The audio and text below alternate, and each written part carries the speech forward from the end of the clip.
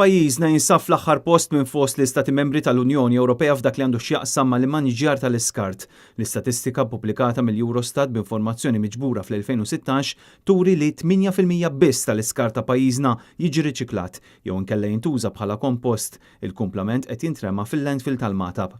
L-istess statistika turi li pajjiżna u fit-tieni post f'dak li għandu x'jaqsam mal-ammont tal-iskart prodott minn kull persuna kif kull ċittadin jiġġenera 647 kilo ta' skart fis-sena. Minkejja li d-Danimarka telibna f'dan b'777 kg ta' skart prodott minn kull ċittadin fis-sena, l-impatt ambjentali ta' dan il-pajjiż huwa ferm anqas minn dak f'pajjiżna, dan għaliex fid-Danimarka huwa biss 1% tal-iskart li jintrema f'landfills.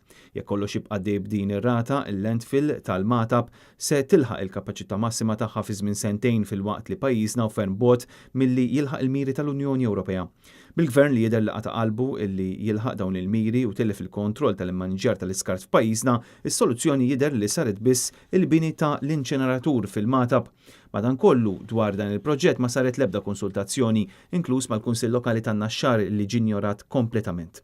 Il-Kunsill Lokali wara din il-preokkupazzjoni permezz ta' mozzjoni li kienet resqet is-Sindku Emmerin Muscat Fenekadami u s-sekondata mill-Kunsilliera Merjan Cuomo, responsabbli mill-qasam ambjentali, waqt laqgħa li nżammet b'mozzjoni tiġi approvata mill-Kunsill Lokali xi ġimagħtejn ilu.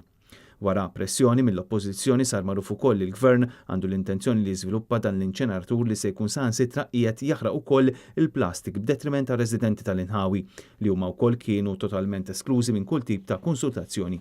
Fost il-preokkupazzjonijiet ta' residenti hemm ukoll l-aspett tal-valur tal-proprjetà fejn appena l-Gvern jimbarka fuq l-iżvilupp ta' dan l-inċeneratur li qed jingħad li jrid jitlesta sal-2023, allura l-proprjetà u l-investimenti tagħhom fl-Inħawi se jitilfu ħafna mill-valur tagħhom.